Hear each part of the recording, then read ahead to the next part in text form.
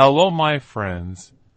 What if I told you that nearly everything you use daily was once considered a terrible idea? That the toothpaste burning your sensitive teeth, the alarm jolting you awake, and even the glasses sliding down your nose are all medieval failures that somehow convinced us they were successes? Before we dive into this fascinating journey through humanity's most persistent mistakes, do me a favor. Hit that subscribe button. Not because I'm begging, but because if you enjoy discovering how our ancestors accidentally shaped modern life through sheer stubbornness, you'll want to join us for more of these deep dives into history's strangest patterns. Now, drop a comment telling me where you're watching from and what time it is there.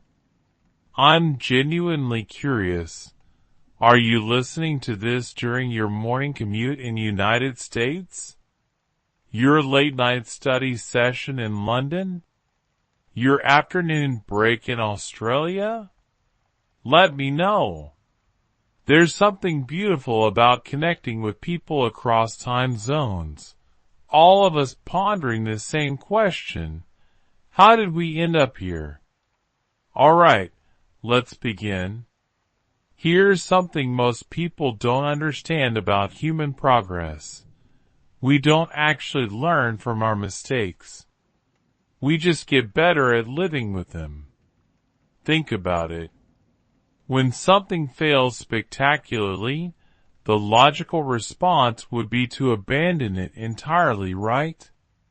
Cut your losses, admit defeat, move on. But that's not what we do.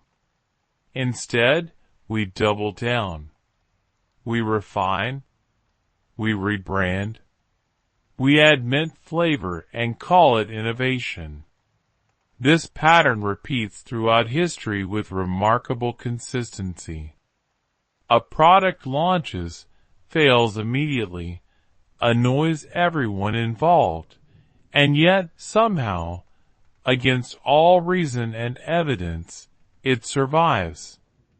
Not because it works, but because humans possess an almost supernatural ability to normalize suffering. I call this the medieval product syndrome, and once you start recognizing it, you'll see it everywhere. These are innovations born from genuine problems, executed with confidence bordering on delusion, and perpetuated through generations of people who simply couldn't imagine an alternative. What makes these failures fascinating isn't that they happened. Failure is common. What's remarkable is their survival. These products didn't succeed despite their flaws. They succeeded because we collectively agreed to pretend the flaws didn't matter. Let me give you the framework for understanding this phenomenon. Someone identifies a real problem and proposes a solution. The solution seems logical in theory. Initial testing is either skipped entirely or conducted by people too invested to admit doubts. The product meets actual users. It fails spectacularly. People complain. Some suffer. Everyone notices something is deeply wrong. Documentation from this period is filled with complaints, medical concerns, and social mockery. Here's where it gets interesting. Instead of abandoning the failed product, society collectively decides the problem isn't the product, it's the implementation. We just need to refine it, they say. Add better materials. Adjust the process. Give it time. Generations pass. The original complaints fade from memory. New users encounter the same problems, but assume they're doing something wrong. The product's flaws become features. Discomfort becomes tradition. Suffering becomes heritage. Present day. We use these products daily, experiencing the exact same failures medieval people did, but we've developed such elaborate justifications that we can't see the pattern. We blame ourselves, not the design. We buy upgraded versions, not alternatives. We've been gaslit by history itself. This is the story I'm about to tell you. Not a story of progress, but a story of persistence. Not how we solve problems, but how we learn to live with solutions that never quite worked. Let's start with something you probably did this morning. Brushing your teeth. Seems harmless, right? A basic hygiene ritual recommended by dentists, practiced worldwide. Except here's what nobody tells you. Toothbrushing is fundamentally the same process it was 800 years ago, and it was a bad idea then too. Medieval toothpaste wasn't designed to care for your teeth.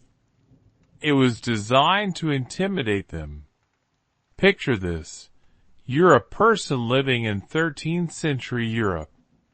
Your diet is rough, your water is questionable, and your teeth are already struggling.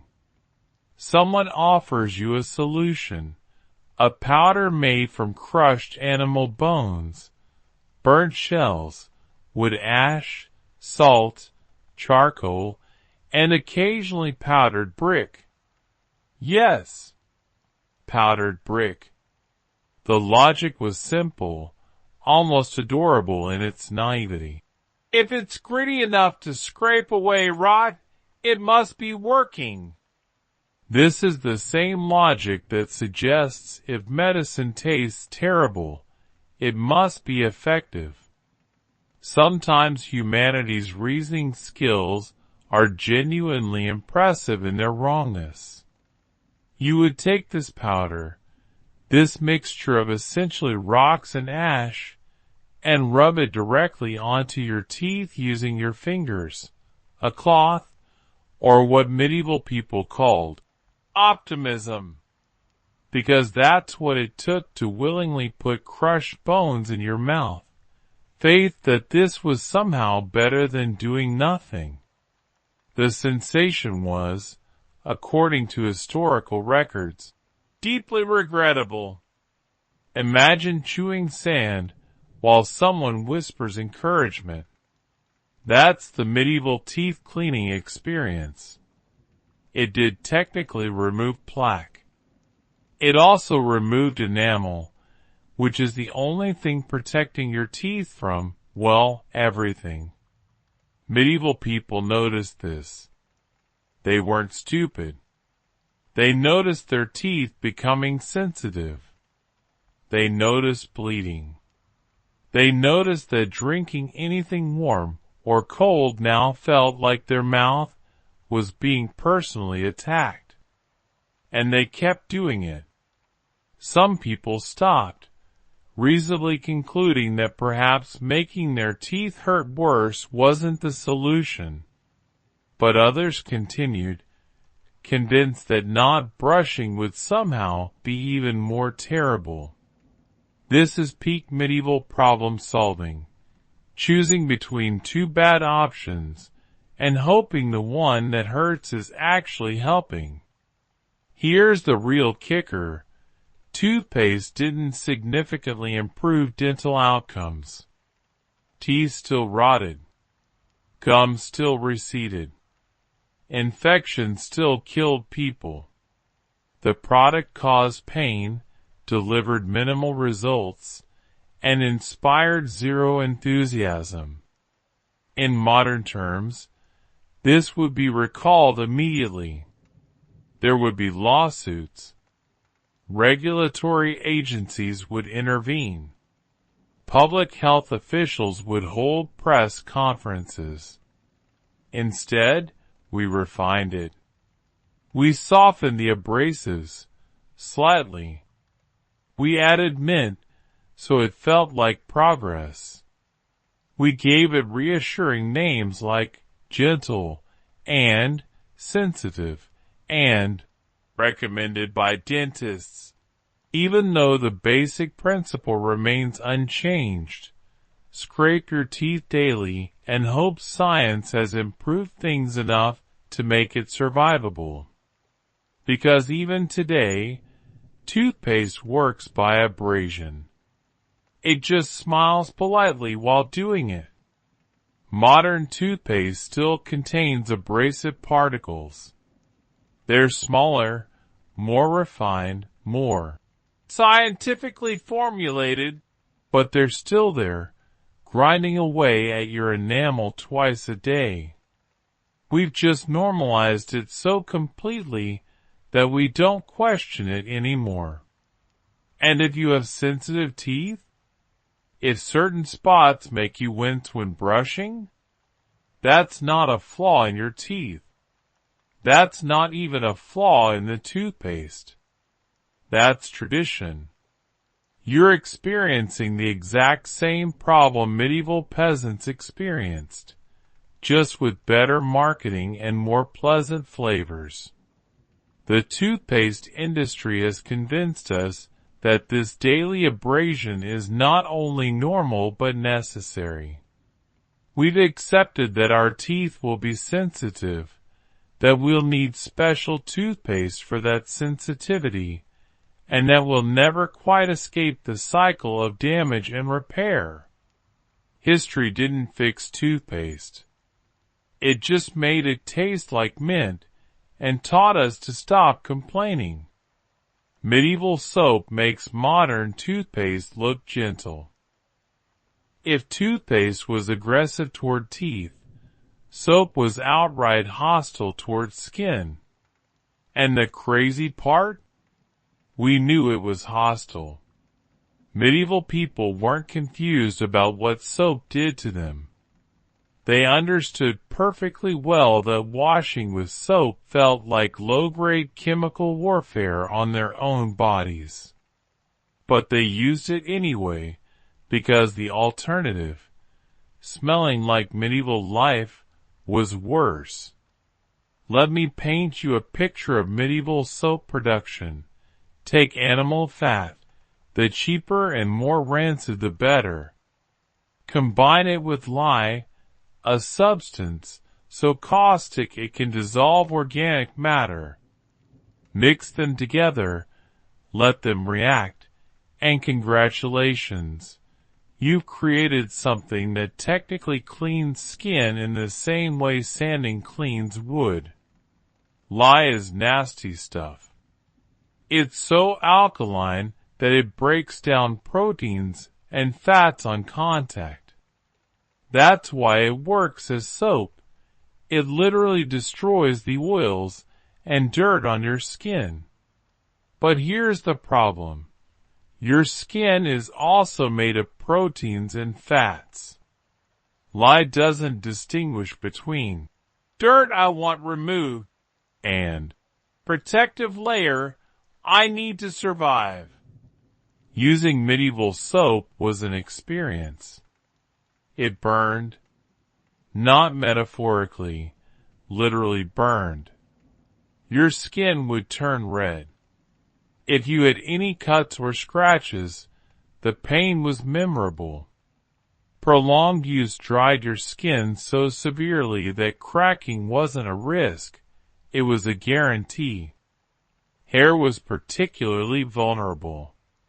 Washing hair with lye-based soap often left it brittle and straw-like. The soap stripped away every bit of natural oil, leaving hair so dry it could break just from being touched. Baldness wasn't uncommon, and people genuinely didn't know whether to blame age, stress, nutrition, or the soap actively trying to remove them from existence. And the smell. Oh, the smell. Medieval soap didn't smell clean. It smelled like rendered animal fat, because that's what it was. The fresh feeling we associate with soap today? That didn't exist. You traded the smell of sweat and livestock for the smell of rancid fat and chemicals. It was less, getting clean, and more, choosing which unpleasant odor you preferred. But here's why soap survived: social pressure. In medieval society, smell determined status. If you smelled bad enough, people assumed you were sick, cursed, or morally questionable. Smell could cost you work, relationships, and social standing. In a world where reputation was everything and privacy was nothing, you couldn't afford to smell wrong. So people used soap despite knowing it hurt them. They endured the burning, the dryness, the chemical damage, because social exile was scarier than skin damage. The quality was wildly inconsistent. Some batches were merely unpleasant. Others caused rashes, chemical burns, or allergic reactions that would horrify modern dermatologists. There was no quality control, no ingredient lists, no safety testing. Just a merchant saying, "Trust me," which in medieval times meant absolutely nothing. And yet, we kept soap. We refined it over centuries. We figured out better ratios of fat to lye. We learned to use olive oil instead of animal fat in some regions. We added herbs and flowers to mask the smell. Eventually, after literally hundreds of years of iteration, soap became something you might actually enjoy using. But the core idea never changed. Apply caustic substances to your body, hope they remove more dirt than skin, and accept suffering as part of the process. Even today, soap dries your skin. That's why moisturizer exists as an entire product category. We use soap to strip away oils. Then we use lotion to replace those exact same oils. We've created a two-step process to undo what the first step did, and we call this progress. Soap didn't get better. We just got used to it, added pleasant scents, and stopped asking why cleanliness has to hurt. Early eyeglasses were humanity's way of saying, "We've identified the problem, and our solution will create 7 new ones." Vision correction is genuinely miraculous when you think about it.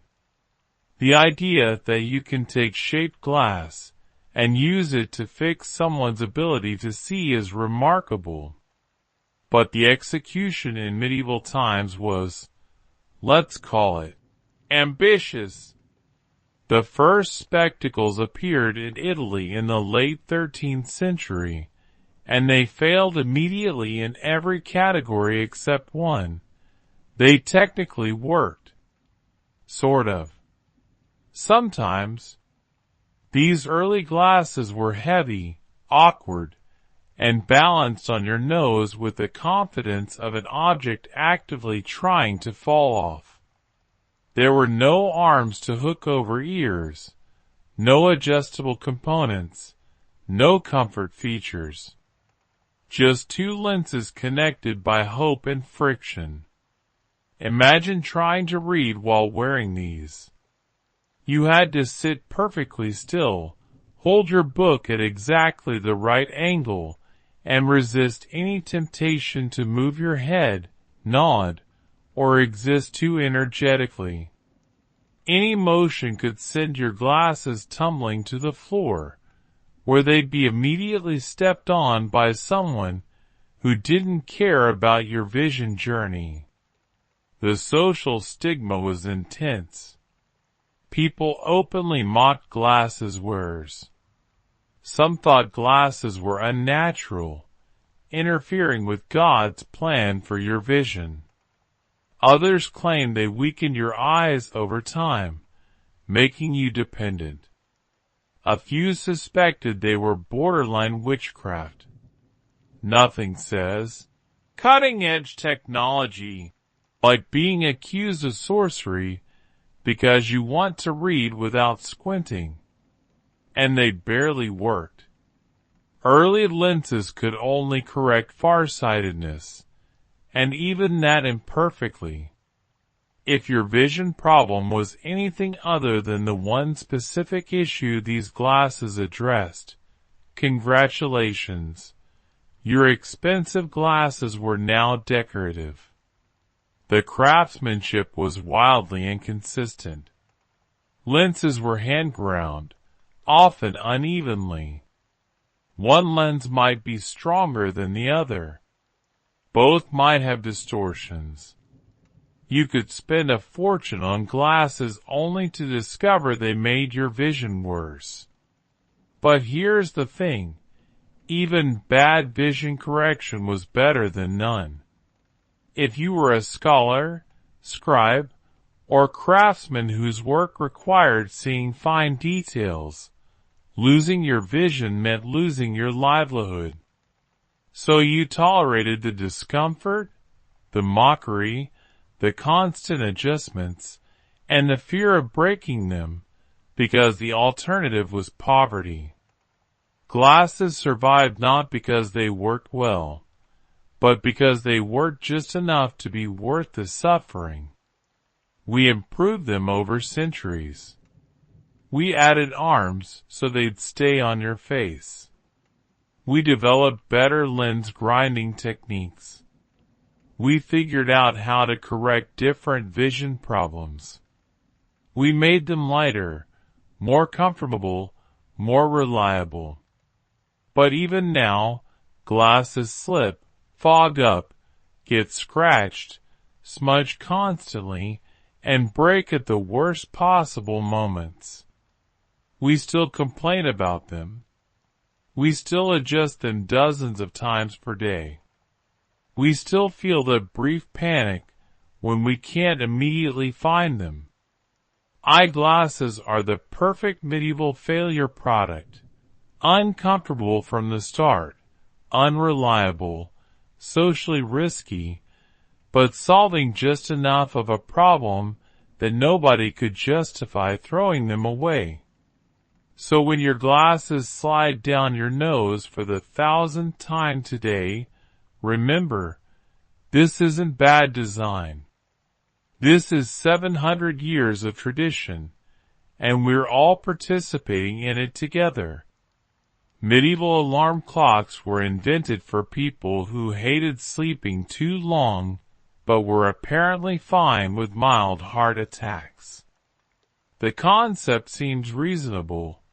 You need to wake at a specific time, so you create a device to ensure that happens.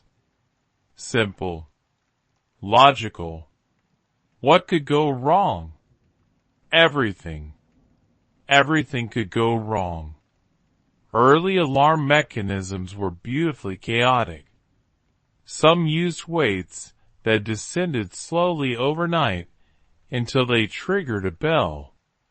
Others involved candles marked with nails or metal balls that, once the wax burned down, would drop onto a plate with maximum drama. The idea was straightforward. Noise equals waking. But precision? Accuracy? Safety? Those were considered bonus features, not requirements. Medieval alarm clocks didn't care what time it actually was.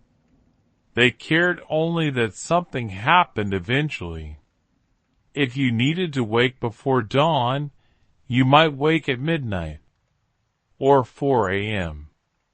or not at all, or during a small fire, because candle-based alarms occasionally set things ablaze. It was a flexible system, and people despised it. Imagine trusting your entire day, your work, your prayer schedule, your survival, to a candle slowly burning in a drafty room. If the draft was too strong, the flame went out, and you overslept. If the wax burned too fast, you woke up hours early and stared into darkness, questioning every decision that brought you to this moment. Some alarms were so loud and violent that they woke entire households. One person's alarm became everyone's problem. Medieval mornings were communal whether you wanted them to be or not. And yet, despite the danger, the unreliability, and the sheer terror of being jolted awake by falling metal, the concept survived. Why? Because on a calm night, with a steady flame and perfect conditions, they sort of worked. And humanity has always been willing to tolerate 90% failure if something succeeds 10% of the time and looks vaguely sophisticated while doing it. We refined the technology, added gears, springs, bells, eventually electricity. Now we use phones that scream at us every morning like emotionally distant medieval bells with Wi-Fi. And we still hate them. Nobody enjoys alarm clocks. We dread them. We negotiate with them. We hit snooze like it's a legally binding contract giving us 5 more minutes of peace. Entire industries exist to make alarms gentler, softer, more natural, which is humanity quietly admitting the original idea was a mistake. But the core concept remains unchanged. Artificial noise forces wakefulness. Wakefulness leads to productivity. Productivity justifies suffering. Medieval alarm clocks failed at comfort, accuracy, and user satisfaction. They succeeded only at making sure people woke up against their will. That single success carried the product through centuries. So tomorrow morning, when your alarm goes off and you feel instant resentment, remember, this isn't modern inconvenience. This is medieval heritage ringing in your ears. Let's talk about candles. Today, we light candles during baths and call it self-care. We buy them scented, colored, and carefully marketed as relaxation tools. We've romanticized them completely. Medieval people would find this absolutely baffling. Medieval candles were not romantic. They were not cozy. They were barely functional sticks of disappointment that happened to be on fire. Most medieval candles were made from animal tallow, rendered fat from cows or sheep. This meant they smelled faintly of livestock, smoked aggressively, and dripped molten grease everywhere like they were actively trying to ruin your furniture. Beeswax candles existed, but those were expensive and mostly reserved for churches, nobles, or people who wanted to flex their wealth through illumination. For everyone else, tallow was the reality. Lighting a tallow candle didn't create a soft glow. It created a small, flickering argument between flame, smoke, and gravity. These candles burned unevenly, bit under their own heat, and showered hot wax onto tables, floors, hands, and occasionally faces. People didn't relax by candlelight. They monitored it nervously. The light itself was underwhelming. One candle barely illuminated a room. 2 candles meant luxury. 3 candles meant you were either wealthy or doing something suspicious. Reading by candlelight was difficult, eye-straining, and often accompanied by coughing as smoke gathered near the ceiling like an unwanted houseguest. And yet, candles were everywhere. Why? Because there was no alternative. Oil lamps required oil, which was expensive. Torches were dangerous indoors. Candles, as awful as they were portable, controllable, and only mildly catastrophic. So people tolerated them, complained constantly, and kept using them. Candles failed at efficiency. They failed at cleanliness. They failed at comfort. They absolutely failed at safety. Medieval records mention fires caused by candles with alarming frequency, usually followed by phrases like tragic accident and everything burned down. And still, humanity refused to let them go. Instead of abandoning candles, we refined them. We improved wicks to reduce smoke. We purified wax to eliminate smell. We made them burn more evenly and last longer. And then, something strange happened. We started buying them voluntarily for ambience. We labeled them relaxing. We scented them with lavender and vanilla. We lit them during baths and called it wellness, completely forgetting that medieval people associated candlelight with sore eyes, smoke inhalation, and constant fear of fire. Candles are the perfect medieval failure product. They never worked particularly well. They annoyed everyone. They were dangerous, messy, and inefficient. But they survived. So the next time you light a candle and sigh contentedly, remember, you're enjoying a product that once smelled like a barn, burned down houses, and existed purely because people had no better option. History didn't improve candles. It just convinced us to like them. Medieval mattresses were not designed for rest. They were designed for lying down, which medieval people apparently considered good enough. Comfort was not a design goal. Comfort was a rumor. Most medieval mattresses were large fabric sacks stuffed with straw, hay, dried leaves, or whatever plant matter hadn't already been eaten by livestock.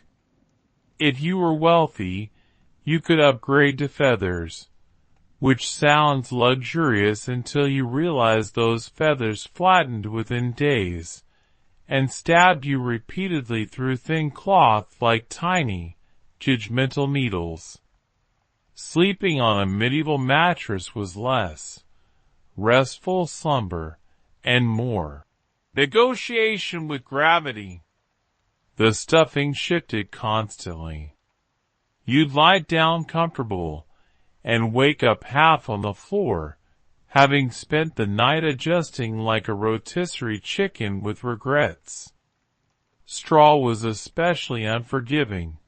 Broken stalks poked through fabric, scratched skin, and occasionally drew blood. Insects loved it. Rodents moved in. Mold settled quietly. If your mattress started smelling strange, congratulations. Something had probably taken up permanent residence. and medieval people knew this. They complained endlessly. Writings from the period describe beds as uncomfortable, itchy, and unreliable. Mattresses flattened quickly and required constant refilling, which meant dragging in fresh straw and repeating the process like a seasonal curse. Here's where the product truly failed. Mattresses didn't improve sleep quality. People woke up sore, stiff, and tired. Back pain was common. Good rest remained elusive. In modern terms, medieval mattresses had terrible customer satisfaction and zero quality control. And yet, humanity refused to abandon the idea. Instead of questioning whether sleeping on sacks of plant matter was wise, people doubled down. They improved the fabric. They experimented with different stuffing. They layered mattresses. Eventually, centuries later, we arrived at foam, springs, and memory materials that still somehow fail to satisfy everyone. We still complain about mattresses. Too soft, too firm, too hot, too expensive. Somehow, after 800 years of innovation, we're still arguing about how to sleep comfortably. The medieval mattress failed immediately. It was uncomfortable, unhygienic, and exhausting. But the core idea, stuffing something soft into a sack and lying on it, was never questioned. So when you wake up sore tomorrow and blame your mattress, remember, this isn't modern inconvenience. This is medieval design philosophy, alive and well in your bedroom. If mattresses were bad, medieval pillows were worse, or at least more honest about their hostility toward human comfort. Medieval pillows were not designed for comfort. They were designed to exist near your head and occasionally remind you that comfort was not a medieval priority. The idea of a soft, supportive cushion cradling your neck would have sounded suspiciously luxurious, possibly sinful, and almost certainly unnecessary to medieval thinking. Early pillows were stuffed with straw, rags, or rough feathers, then sewn into stiff fabric sacks that flattened almost immediately. Some were so firm they bordered on being architectural features. Others were lumpy enough to qualify as terrain. Either way, waking up refreshed was not part of the experience. If you were poor, you might not have had a pillow at all. You used folded clothing, a wooden block, or your arm. If you were wealthy, congratulations, you had a pillow that still hurt, just with better stitching. Comfort didn't scale with income. It merely changed textures. In some regions, pillows were intentionally hard. The logic was that softness encouraged laziness, vanity, or spinal misalignment, depending on who you asked. There was also a belief that soft pillows caused moral weakness. That's a bold claim for an object that barely supported your head in the first place. Pillows also failed hygienically. They absorbed sweat, oils, drool, and whatever insects decided to move in. Washing them was rare. Drying them properly was even rarer. Over time, pillows developed personalities, none of them pleasant. If your pillow smelled odd, that was normal. Everything smelled odd in medieval times. Despite all this, medieval people kept pillows. Not because they worked well, but because the idea of something under the head was hard to abandon. The product failed at softness, failed at cleanliness, and failed at durability. But it survived as a concept. Fast forward to today, and we're still arguing about pillows. Memory foam versus down. Firm versus soft.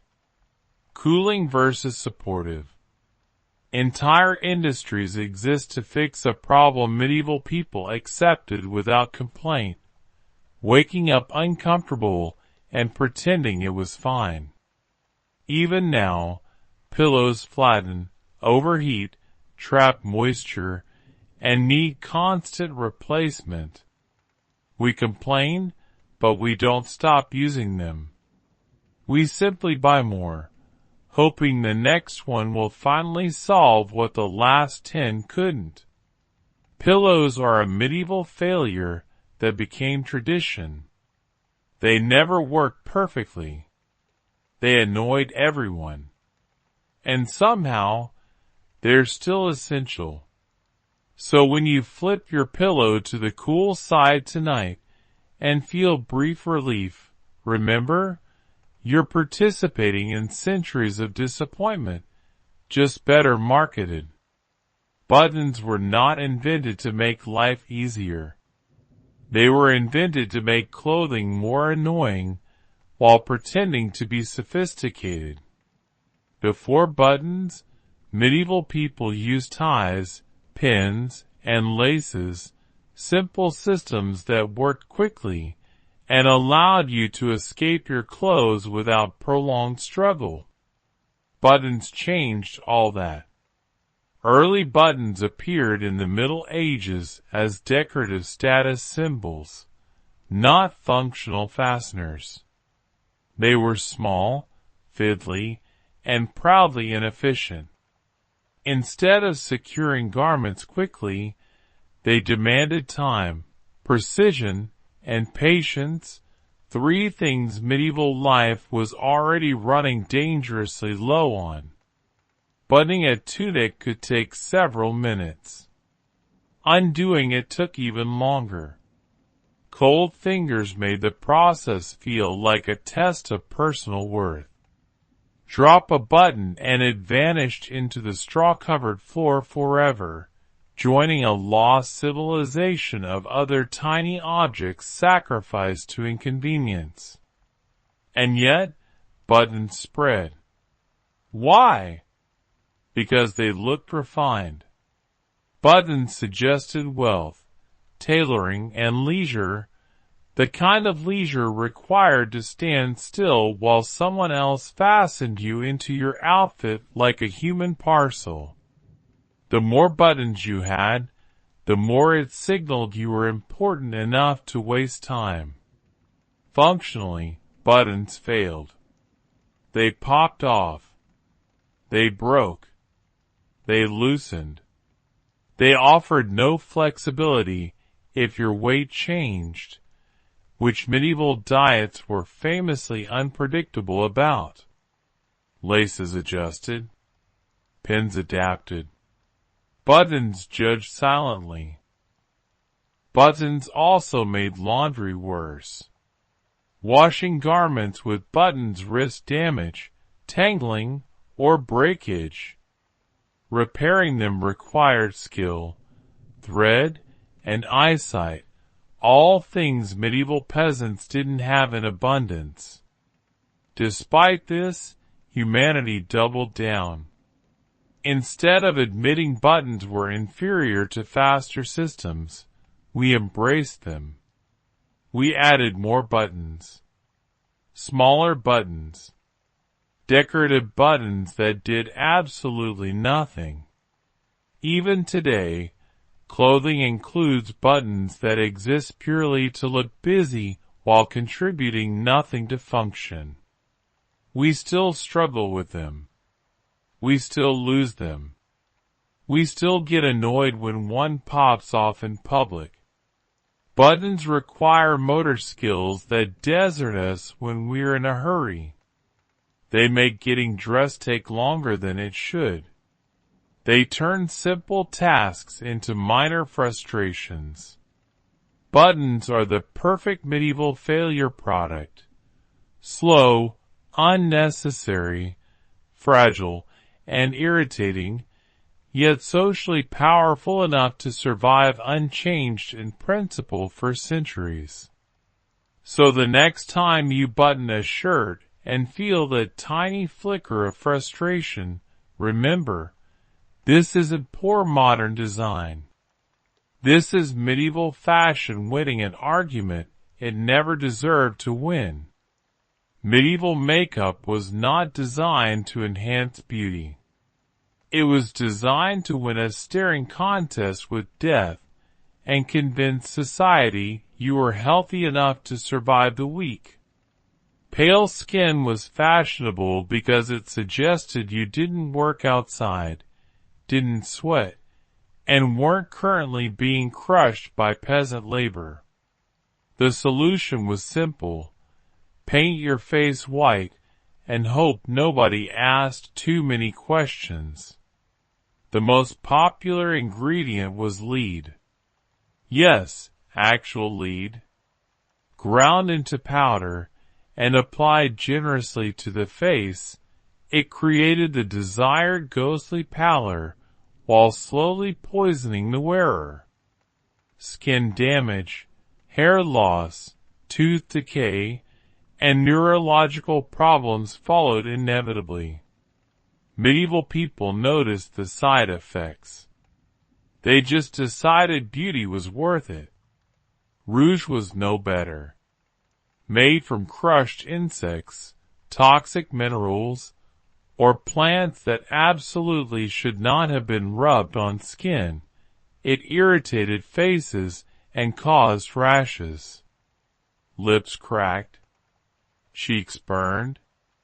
But the color looked fashionable for a few hours, and that was apparently enough. Makeup failed completely at safety. It failed at skin care. It failed at long-term health.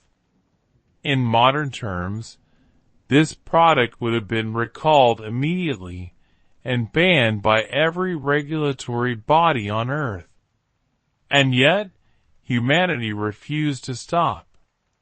Instead of abandoning makeup when it actively harmed users, people refined it. They removed the worst poisons.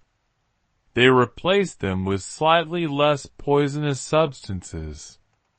Eventually, we reached a point where makeup mostly doesn't kill you, which is a low but impressive bar. Even now, makeup still irritates skin. It clogs pores. It causes breakouts. It requires entire removal routines to undo the damage it just did. We apply products in the morning and spend the evening repairing the consequences, just like medieval users did. Only now with better lighting and more mirrors. Makeup is a medieval failure product because everyone knew it was bad. They saw the damage. They experienced the pain. They complained. And they kept using it anyway, because social pressure mattered more than comfort or health. So the next time your skin reacts badly to a cosmetic product, and you sigh in resignation, remember, this isn't modern inconvenience. This is medieval beauty standards refusing to die. Medieval public toilets were not designed for hygiene. They were designed for containment, and even that goal was approached with alarming optimism. The basic idea was simple. Designate a hole, convince people to aim for it, and trust gravity to solve the rest. Science was not invited to this meeting. Most medieval public toilets were long wooden benches with multiple holes cut into them, positioned over pits, rivers, or flowing water if someone was feeling ambitious.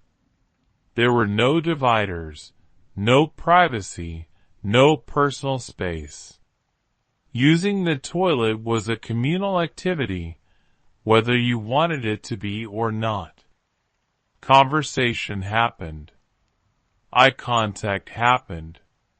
Regret happened. Cleanliness was theoretical. These toilets were rarely cleaned, frequently overflowing, and always aromatic. The smell wasn't just unpleasant, it was structural. It clung to buildings. It drifted through streets. It announced itself long before you arrived, giving you time to reconsider your life choices. Disease spread easily, but medieval people didn't connect toilets with illness in any meaningful way. If you got sick, that was God, fate, or bad air, not the hole everyone was using repeatedly all day. The concept failed spectacularly at sanitation, health, and dignity. And yet, the idea survived. Instead of abandoning shared toilet spaces, humanity kept them. We refined the pits, added water, added pipes, added flushing, added signs asking people to wash their hands, because apparently that still needed clarification centuries later. Modern public bathrooms are objectively better, and yet they still inspire discomfort, anxiety, and avoidance. We still hesitate before entering. We still judge cleanliness instantly. We still avoid touching surfaces whenever possible. The medieval experience lives on emotionally, if not structurally. Public toilets have never been loved. They've always been tolerated. They fail at comfort. They fail at privacy. They fail at peace of mind. And yet, they're unavoidable, because the alternative is far worse. Medieval public toilets were a failure because they solved one problem while creating several new ones. They removed waste from sight but not from life. They gathered people together at their most vulnerable moment and called it infrastructure. So the next time you enter a public restroom and feel a wave of hesitation, remember, this discomfort isn't modern. It's inherited. You're participating in a medieval solution that barely worked then and only slightly works now. History didn't fix public toilets. It just added doors and hoped you wouldn't think too hard about it. Medieval umbrellas were not designed to protect you from weather. They were designed to make a philosophical statement. Specifically, I'm trying something, and I regret it already. Early umbrellas were heavy, awkward, and deeply offended by wind. They were often made with wooden frames, stiff fabric, and absolutely no understanding of aerodynamics. Opening one in a breeze was less an act of protection and more an invitation to wrestle with nature in public. They barely worked. Rain still found its way in from the sides. Wind flipped them inside out long before that was a recognized engineering flaw. And when they broke, which they did enthusiastically, they broke spectacularly, snapping ribs and collapsing like disappointed spiders. Socially, umbrellas were a disaster. Carrying one marked you as strange, pretentious, or suspiciously foreign.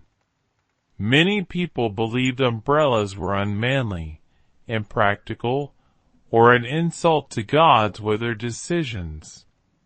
If it was raining, you were expected to accept it. Shielding yourself was viewed as soft behavior. Despite this, umbrellas persisted. Why? Because on a calm day and a gentle drizzle, standing perfectly still, they sort of worked. And humanity has always been willing to tolerate 90% failure if something works 10% of the time and looks vaguely sophisticated while doing it. Umbrellas also failed at portability.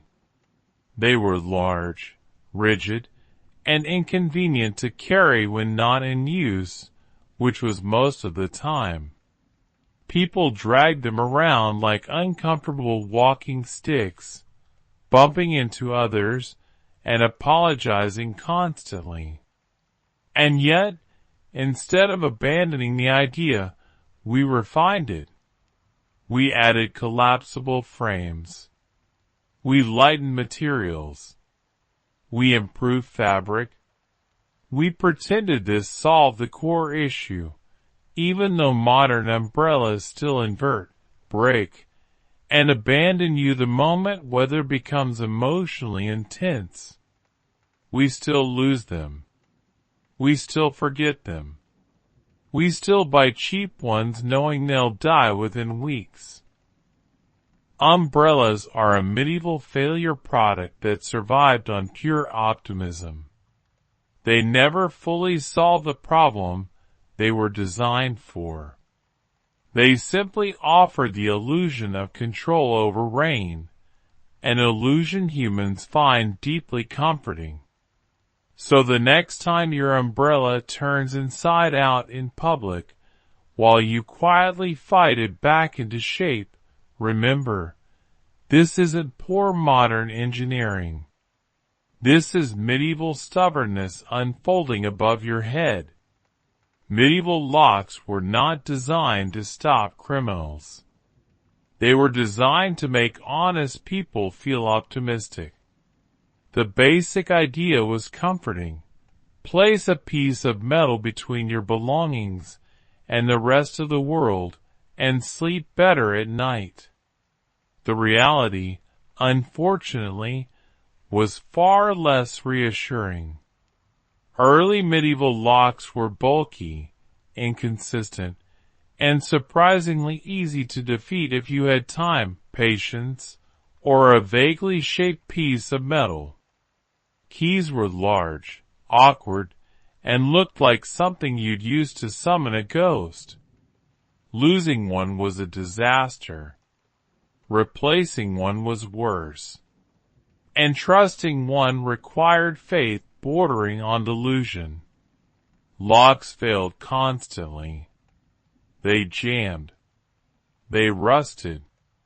They broke in cold weather. Some opened if you shook them aggressively, which meant even thieves with no skill could succeed through enthusiasm alone. Others worked only if you held the key at exactly the right angle while whispering encouragement. Security was mostly symbolic. A locked chest didn't say, "This is impossible to steal." It said, "Please steal something else first." And medieval thieves understood this perfectly. Many didn't bother picking locks. They simply broke the container, because the lock itself was often stronger in concept than in construction. And yet, people loved locks. Why? Because they offered psychological comfort. Even a bad lock feels better than no lock. It tells you that you tried, that you cared, that you participated in the illusion of control over your possessions. Instead of abandoning locks when they clearly failed, medieval people kept improving them. They added complexity, wards, tumblers, traps. Each new version promised security and delivered mild inconvenience. And we kept the idea alive. Even today, locks fail. Keys snap. Doors jam. Passwords get forgotten. Security systems get bypassed. We still rely on tiny mechanisms to protect everything we own. And we still feel betrayed when they fail us. Locks are a perfect medieval failure product. They never fully stopped theft. They complicated access. They required constant maintenance. And they survive because humans crave the comfort of believing their stuff is safe. So the next time you lock a door and still feel the urge to double check it, remember, this anxiety isn't modern. It's medieval reassurance doing its very best. Medieval paperwork was not designed to make life easier. It was designed to exist, multiply, and slowly drain the will of everyone involved. The moment medieval societies discovered paper records, they immediately asked the most dangerous question in human history. What if we wrote this down again? Charters, permits, tax records, guild memberships, land deeds, church documents, everything required paper. And not just one copy. Multiple copies, stored in different places, written by hand, slowly, painfully, often incorrectly. The process failed at efficiency immediately. Copying documents took hours, days, sometimes weeks. Mistakes were common. Corrections were messy. Entire disputes erupted over spelling errors or smudged ink. If a document was lost, burned, stolen, or eaten by rodents, congratulations. History had just reset your legal existence. And medieval people hated it. Records from the period are filled with complaints about clerks, delays, confusing language, and endless repetition. People traveled long distances only to be told they were missing a document they'd never been informed existed. Sound familiar? Good. That means the system is working exactly as intended. Paper bureaucracy failed because it created more problems than it solved. It slowed decisions. It centralized power. It favored those who could read, write, and afford scribes. For everyone else, paperwork was a maze designed to exhaust you into compliance. And yet, humanity clung to it like a bad habit. Instead of simplifying systems, medieval societies expanded them. More forms. More seals. More signatures. More layers of approval. Every problem became a paperwork problem, and paperwork became the problem itself. Fast forward to today, and nothing has changed except the medium. We still fill out forms. We still repeat information. We still submit documents only to be told they're missing one tiny detail. Paper became digital, but the frustration stayed beautifully intact. We still joke about bureaucracy. We still suffer through it. We still accept it as unavoidable.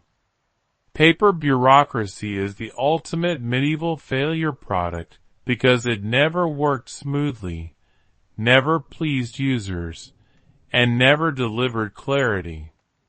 Yet it survived because institutions loved it. It created order for those in charge and confusion for everyone else. So the next time you fill out a form that asks for the same information 3 times and then rejects it anyway, remember, this isn't modern inefficiency. This is medieval administration, alive, well, and still wasting your time. Medieval medical bandages were not designed to heal wounds. They were designed to make everyone feel like something was being done, which in medieval medicine counted as success. The basic idea was simple. If something is bleeding, wrap it. With what? Whatever cloth was nearby. Old linen, rags, torn clothing. Sometimes bandages were reused because laundry was difficult and optimism was strong. Cleanliness was not a requirement. Faith was. These bandages trapped dirt, moisture, and bacteria with impressive efficiency. Instead of protecting wounds, they created warm, enclosed environments where infections could thrive happily. If a wound became red, swollen, or started smelling strange, that was considered a normal stage of healing, or a sign that God was deeply involved. Medieval people noticed that wounds often worsened after being bandaged. They noticed fever, pain, and spreading infection. They noticed limbs turning colors that limbs should not turn. And yet, the practice continued. Why? Because doing nothing felt worse. Bandaging gave structure to care. It gave patients hope. It gave healers the appearance of competence. Removing a bandage felt irresponsible, even if keeping it on was slowly destroying the patient. And here's where the product truly failed. Bandages were often paired with substances that made things worse. Honey, herbs, wine, animal fat, sometimes helpful, sometimes disastrous. There was no way to tell. Medical outcomes were treated like surprise endings. In modern terms, medieval bandages had catastrophic side effects and wildly inconsistent results. They failed at sanitation. They failed at healing. They failed at preventing infection. But they succeeded at one crucial thing: ritual. Instead of abandoning bandages, humanity refined them. We cleaned the cloth. We sterilized it. We improved materials. But the core medieval idea remains untouched. Wrap the wound and trust the process. Even now, bandages trap moisture. They irritate skin.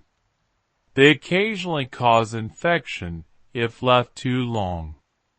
We still argue about whether to let a wound breathe or keep it covered. A debate medieval people were unknowingly having without the vocabulary. So the next time you peel off a bandage and wince at what you see underneath, remember, this discomfort isn't modern. It's medieval medicine doing its best and failing forward. Medieval footwear was not designed for comfort.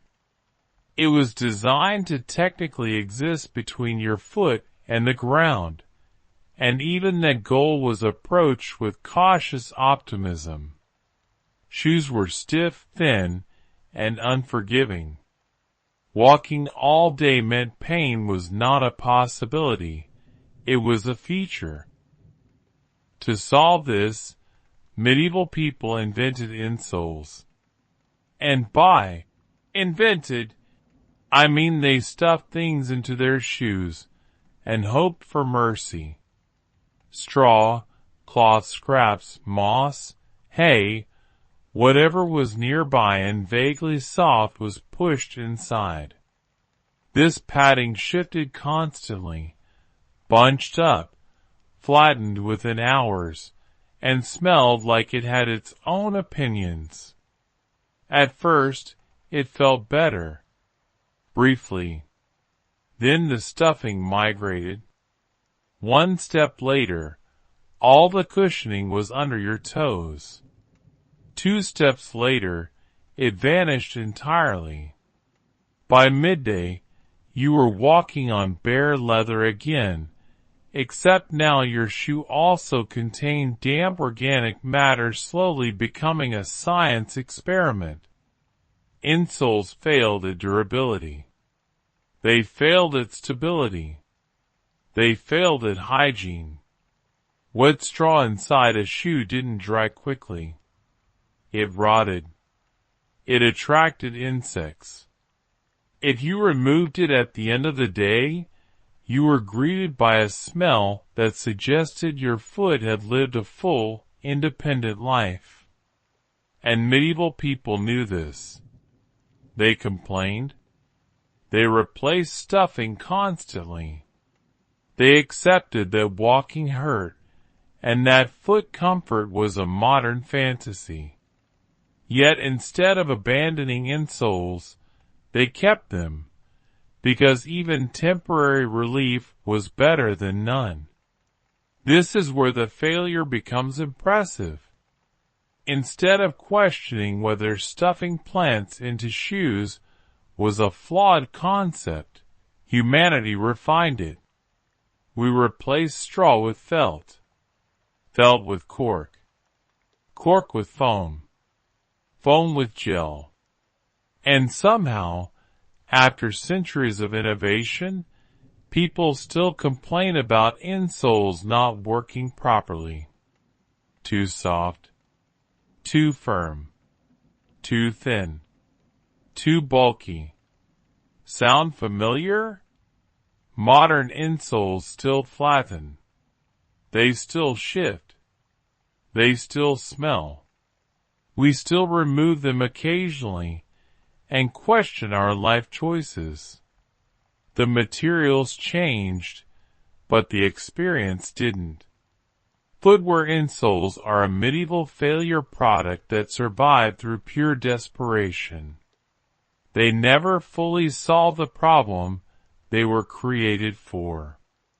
They simply made walking slightly less miserable for a short period of time, which, in medieval logic, counted as success. So the next time your feet ache and you consider buying new insoles, remember, this disappointment is ancient. You're walking in medieval footsteps, literally and emotionally. Here's what becomes clear when you study these medieval products. Failure isn't the opposite of success. It's a stage of acceptance. None of these products succeeded because they solved problems elegantly. They succeeded because we collectively decided to lower our standards and call it progress. Think about it. Toothpaste still hurts sensitive teeth. Soap still dries skin. Glasses still slip. Alarms still jar us awake. Candles still drip. Mattresses still cause back pain. Pillows still go flat. Buttons still pop off. Makeup still irritates. Public toilets still repulse us. Umbrellas still break. Locks still fail. Paperwork still frustrates. Bandages still trap moisture. Insoles still flatten. Every single one of these products continues to fail at the exact same things they failed at centuries ago. We've just convinced ourselves that the failures are acceptable. This is the true genius of medieval product design. it taught humanity to normalize suffering. We don't fix problems. We rebrand discomfort as tradition. That's just how toothpaste works. Also dries your skin a bit. Glasses take time to adjust to. Everyone hates their alarm. Candles are supposed to drip. You just need the right mattress. Pillows wear out. That's normal. Buttons are classic. Makeup isn't for everyone. Public restrooms are never great. Umbrellas are tricky in wind. Locks jam sometimes. Bureaucracy is complicated. Wounds need time to heal. You need custom insoles.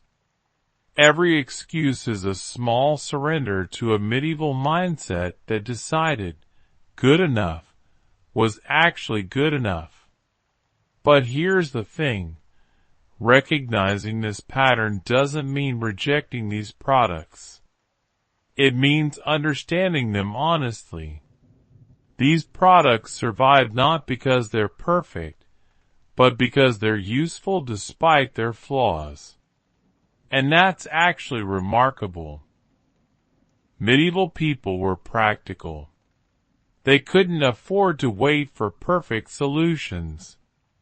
They needed something that worked today, even if it hurt a little, even if it annoyed them, even if it required constant maintenance. They chose function over comfort, and in doing so, they built the foundation of modern life. We inherited their compromises. And instead of being frustrated by that, maybe we should appreciate the honesty of it. Medieval products don't pretend to be perfect. They never did. They're openly flawed, visibly imperfect, and unapologetically inconvenient.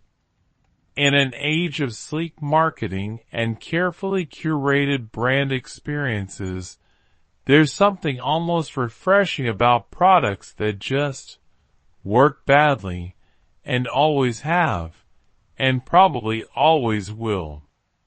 Why do we keep using things that don't work properly? This question sits at the heart of human behavior. We're supposed to be rational creatures, capable of learning from mistakes and adapting. Yet here we are, using medieval products that failed their first users and continue failing us today. The answer isn't simple rationality. It's something more interesting. The sunk cost of civilization. Every generation inherits the tools, systems, and products of the previous one. And each generation makes the same calculation. This is annoying, but replacing it entirely would be even more annoying. So we iterate. We refine.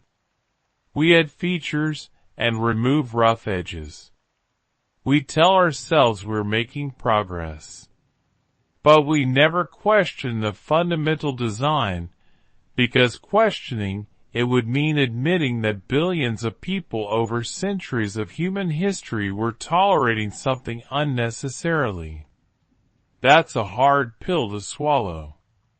It's psychologically easier to believe that toothpaste must hurt a little, because otherwise millions of people would have stopped using it. The pain becomes proof of effectiveness. The annoyance becomes a feature, not a bug. This is cognitive dissonance at civilizational scale. We've invested so much time, money, and social capital into these products that abandoning them feels like admitting defeat. Not just personal defeat, but historical defeat. It would mean acknowledging that our ancestors suffered needlessly, and that we've been continuing that suffering out of habit rather than necessity. So instead, we double down.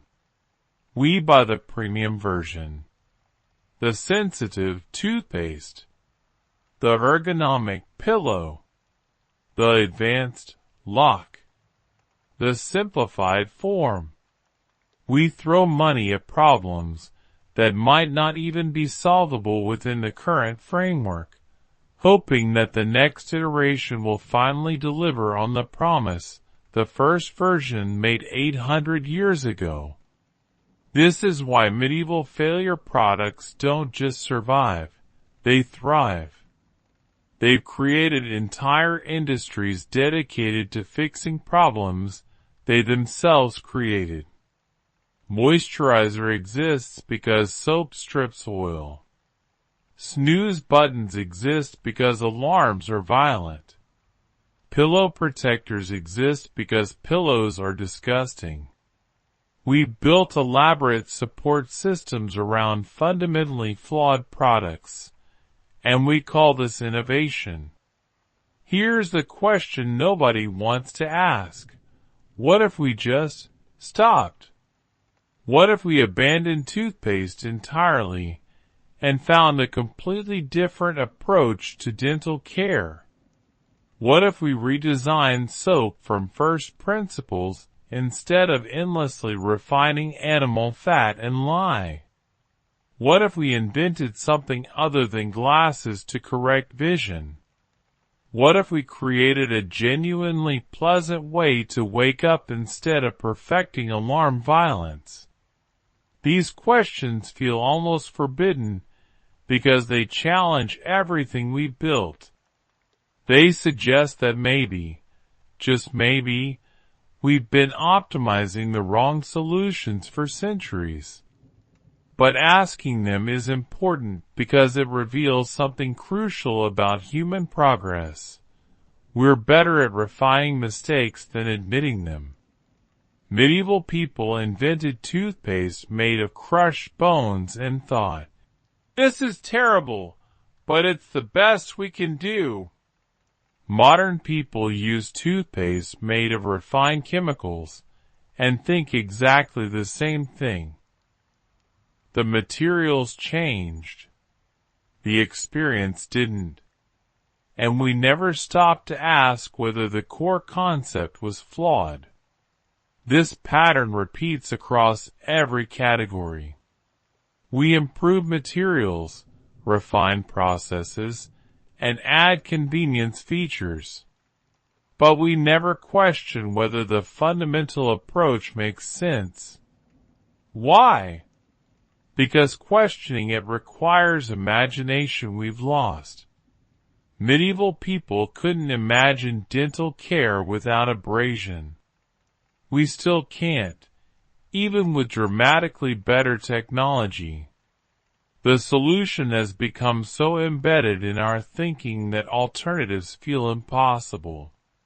This is the real legacy of medieval failure products. They've trained us to think in circles. We see a problem, apply a medieval solution, experience medieval results, and then improve the medieval solution instead of finding a new one. We're trapped in loops designed by people who didn't know any better, and we're too invested in those loops to escape them. But maybe that's okay. Maybe the persistence of these products isn't a failure of imagination. Maybe it's a feature of human psychology that we haven't fully appreciated. There's comfort in familiar suffering. When your toothpaste makes your teeth hurt, you're participating in a ritual billions of people have experienced. When your alarm jolts you awake, you're sharing a moment with every human who's ever dreaded morning. When your glasses slip down your nose, you're connected to centuries of annoyed scholars. This shared experience creates continuity. It makes us part of something larger than ourselves. Medieval people complained about the same things we complain about. They experienced the same frustrations. They made the same compromises. And there's something oddly reassuring about that. It suggests that despite all our technological advancement, despite our dramatically improved living conditions, we're still fundamentally human. Still annoyed by small things. Still tolerating imperfection. Still choosing convenience over optimization. These products remind us that progress isn't linear or absolute. It's messy, compromised, and often disappointing. And maybe that's a healthier relationship with innovation than the one we usually have. Instead of expecting perfection and feeling betrayed when products fail, maybe we should expect imperfection and feel grateful when things work at all. Medieval people had that mindset. They didn't expect their toothpaste to be pleasant. They expected it to technically clean their teeth while causing moderate suffering. And it delivered exactly that. We've lost that honest expectation. We've been sold the idea that everything should work perfectly, feel amazing, and never cause problems. Then we're shocked when reality doesn't match the marketing. Medieval failure products are honest in a way modern products often aren't. They don't promise comfort they can't deliver. They don't claim to be revolutionary when they're iterative. They don't pretend flaws don't exist.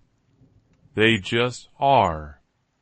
Flawed, functional, and frustratingly persistent. And maybe we need more of that honesty, not less. The story of medieval failure products isn't really about toothpaste, soap, or buttons. It's about how we define progress, and what we're willing to accept as improvement. Standard narratives of human progress follow a simple arc. We identify problems, develop solutions, and gradually improve those solutions until they're optimized. But that's not what actually happened with most of these products. What actually happened is, we identified problems, developed bad solutions, experienced obvious failures, and then convinced ourselves the solutions were working well enough to keep them. That's a very different story. It suggests that progress isn't driven primarily by effectiveness. It's driven by psychological acceptance. A product doesn't have to work well. It just has to work well enough that abandoning it feels harder than keeping it. This has profound implications for how we think about innovation. We often assume that better solutions naturally replace worse ones through market competition and rational choice. But medieval failure products prove that's not true. Worse solutions can persist indefinitely if they've achieved psychological entrenchment, social normalization, and infrastructural integration. At that point, better becomes subjective. Better than what? Better than nothing? Better than the previous version? Better than imagined alternatives? Medieval toothpaste was better than having visibly rotten teeth, even though it actively damaged the teeth it was supposed to protect. That low bar was enough. This should change how we evaluate modern products. When a company claims their new version is better, we should ask, better at what? And compared to what? And is better actually good or just less bad? Often improvement means fails in slightly different ways. New toothpaste formulations don't eliminate sensitivity. They just shift which teeth hurt and when.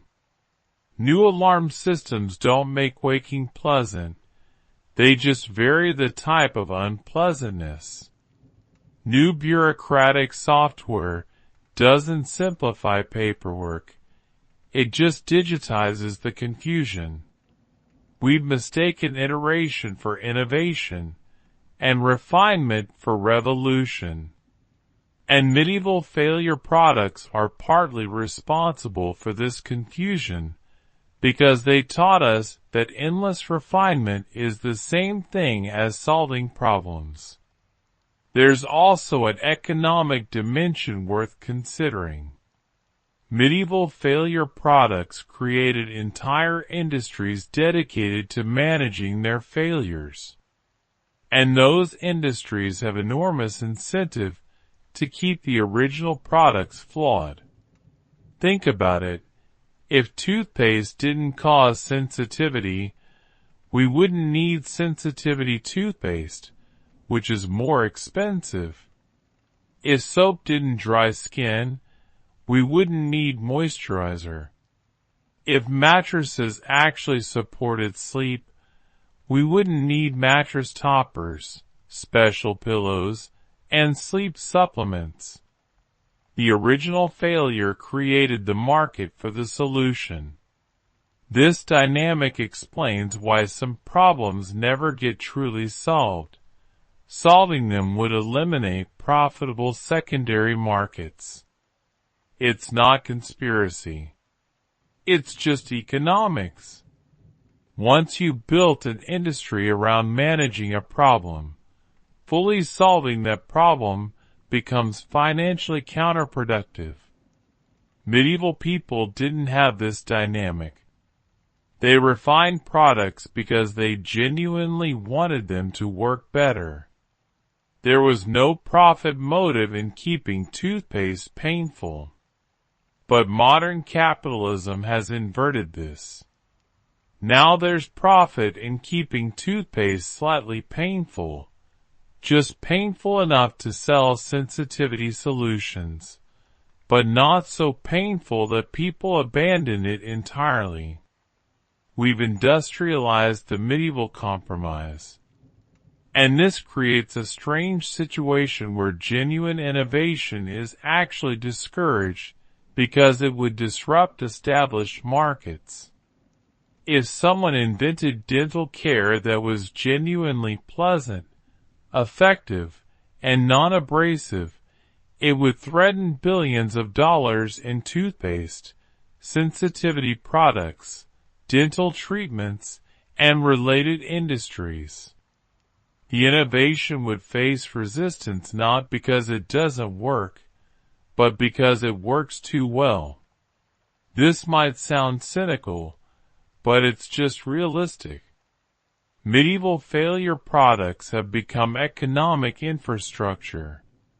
We can't easily remove them without destabilizing systems built around them. There's also a cultural element to why these products persist. In many ways, suffering through bad products has become a bonding experience. Complaining about alarms, discussing mattress problems, sharing stories about glasses breaking, these are cultural touchstones. They're ways we connect with each other over shared frustration. If products actually work perfectly, we'd lose something. Not functionality, we gain that. But we'd lose the communal experience of managing imperfection together. There's weird comfort in knowing everyone else also hates their alarm, also struggles with buttons, also suffers through public restrooms. It creates solidarity through shared adversity. Medieval people had this intensely. Life was hard, products were bad, and everyone knew it. That shared knowledge created community. We've inherited that cultural pattern even though we don't need it anymore. We could, theoretically, solve most of these problems. But doing so would feel isolating. If your toothpaste actually felt good, your alarm actually woke you gently, and your glasses actually stayed in place, you'd have nothing to complain about with friends. And complaining is how we bond. This sounds absurd, but it's true. Remove shared suffering, and you remove shared conversation. Modern people are already isolated enough. Do we really want to lose one of the few universal experiences we still have? So we keep these products partly because their failures give us something to talk about. Can we escape this pattern? So here's the big question. Are we doomed to repeat this forever? Will products 500 years from now still carry the DNA of medieval failures? Will future humans still complain about whatever evolution of toothpaste they're using, still hate their alarms, still struggle with equivalent problems? Or can we break the cycle? The honest answer is, probably not completely. Because the cycle isn't about the products, it's about human psychology. We're pattern-following creatures. We inherit solutions and iterate on them. We're very good at refinement and very bad at radical reimagining. This trait helped us survive as a species. Building on existing knowledge is efficient. Questioning everything from scratch is exhausting and risky. But it also means we get locked into suboptimal solutions for centuries. Breaking out requires conscious effort. It requires asking uncomfortable questions. Why do we do it this way? What would happen if we stopped? What completely different approach might work? Are we solving the right problem? Most people don't ask these questions because the answers might require change, and change is uncomfortable. Medieval people didn't ask them because they lacked alternatives. We don't ask them because we have too many alternatives, and choosing among them is overwhelming. So we default to familiar suffering. But here's the thing. Some people do break the pattern. Every once in a while, someone looks at a medieval failure product and says, "This is stupid. I'm doing something completely different." And occasionally, they succeed. Contact lenses were someone looking at glasses and saying, "What if we just put the lens directly on the eye?" Electric toothbrushes were someone saying, "What if we remove the human error from brushing?" These weren't refinements. They were reconceptions. They didn't make the old product better. They questioned whether the old product's approach made sense at all.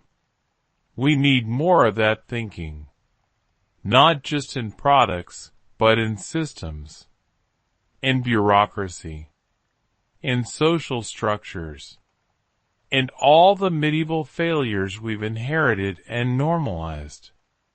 The hardest part of escaping medieval failure products isn't technical, it's psychological. We need permission to admit that things we've been doing for centuries might be fundamentally wrong. That's hard. It feels arrogant. Who are we to question what billions of people have accepted? But that's exactly the mindset that keeps bad solutions alive. Someone has to be willing to say, "I know this is traditional, but it's also terrible, and we should try something completely different." Medieval people couldn't say that because they lacked the knowledge and resources to imagine alternatives. We have no such excuse. We have material science, advanced chemistry, computer modeling, global collaboration, and virtually unlimited information access. We can imagine alternatives to literally everything. The only thing stopping us is psychological inertia. We're afraid that changing too much will disconnect us from history, from tradition, from the shared human experience. But here's a radical thought. Maybe that's okay. Maybe it's okay to be the generation that finally fixes things that have been broken for centuries. Maybe it's okay to prioritize function over tradition. Maybe it's okay to let go of products that connect us through shared suffering and instead create products that connect us through shared satisfaction. That would be genuinely new, genuinely progressive. Not just refining what we inherited, but consciously choosing to build something better. But even if we don't escape the pattern, even if we keep refining medieval failures for another 1,000 years, there's something valuable in recognizing them honestly. These products teach us humility. They remind us that progress is messy, incomplete, and often disappointing. They show us that our ancestors weren't stupid. They were working with what they had, just like we are. And they suggest that maybe perfection isn't the goal. Maybe the goal is just slightly better than yesterday. Medieval toothpaste was slightly better than no dental care at all. Modern toothpaste is slightly better than medieval toothpaste. Whatever comes next will probably be slightly better than what we have now. And you know what? That's okay. We don't need revolutionary solutions to every problem. Sometimes iterative improvement is enough. Sometimes accepting that products will always be flawed, always annoying, always imperfect, and using them anyway, is the most human thing we can do. Medieval people understood this. They didn't expect miracles. They expected tools that mostly worked, sometimes failed, and required constant maintenance. That's a healthier relationship with technology than the one we usually have. So maybe the lesson of medieval failure products isn't, we should do better. Maybe it's, we should expect less and appreciate more. Not in a defeated way. In a realistic way. Products will fail. Systems will frustrate. Solutions will disappoint. And life goes on anyway. That's not pessimism. That's wisdom earned over centuries of human experience. We've journeyed through more than a dozen medieval products that failed their users, annoyed everyone involved, and somehow became essential parts of modern life.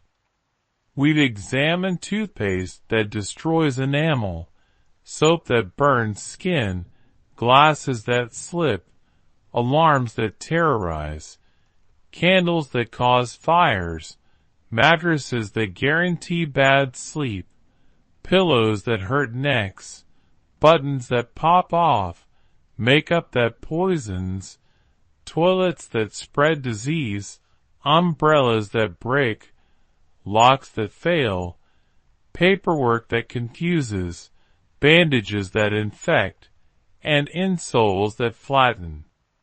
Every single one of these products is still with us. Every single one still fails in predictable ways.